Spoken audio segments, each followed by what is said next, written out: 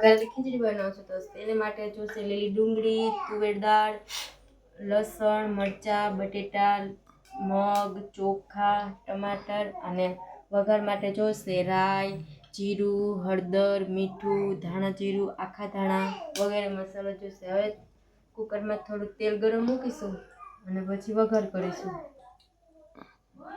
તો તેલ ગરમ થઈ ગયું છે, તો હવે આપણે વઘાર માટે નાખશું રાઈ,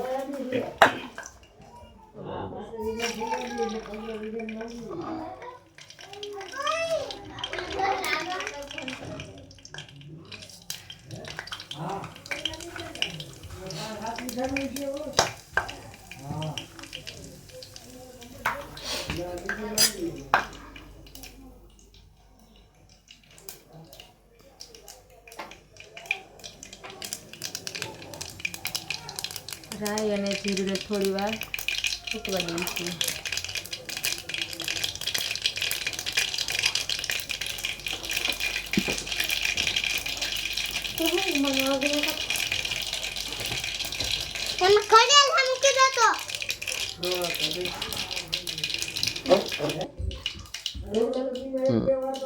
રાઈ ને જીરું ફૂટી ગયું ત્યારબાદ તેમાં શાકભાજી નાખીશું.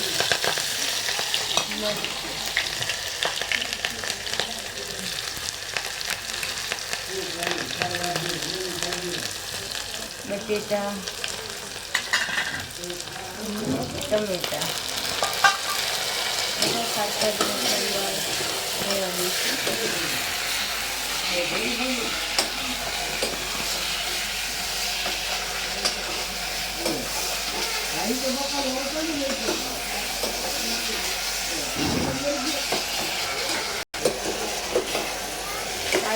છે તે થોડા ઘણા નરમ થઈ ગયા છે. હવે એમાં આપણે મસાલો ઉમેરીશું. એના માટે જરૂરિયાત મુજબ મીઠું,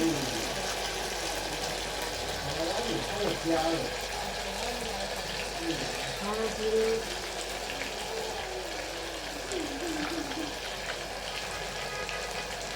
હળદર. ખીચડી છે એ મોડી બનાવવાની છે, એટલે ખીચડી ઉમેરવાની નથી, મોડી નાખશું નહીં.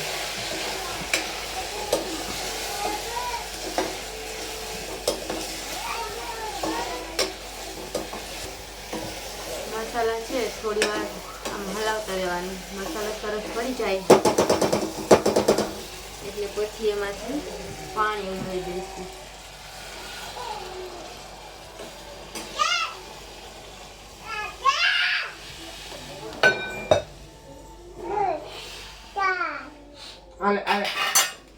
તેમાં છે તુવેર દાળ,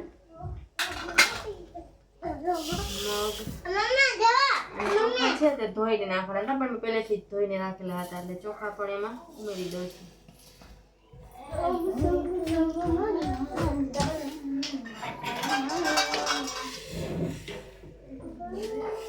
પછી બધું મિક્સ કરી લેવાનું. હવે છે તે કુકર બંધ કરી દઈશું.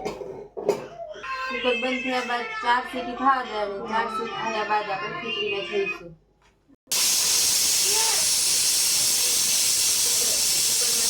થઈ ગઈ છે એક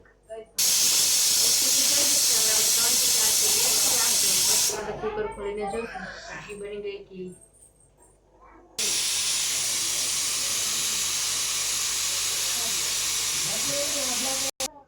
5 થી 6 સીટી થઈ ગઈ છે. હવે જોઈશું કે ખીચડી કેવી બની છે.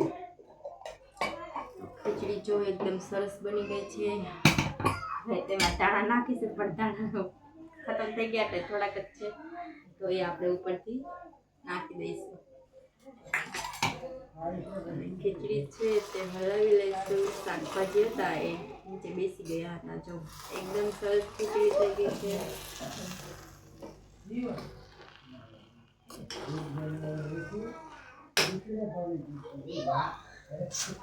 જો હાલો ખીચડી ખાવા, ખીચડી ખાવા.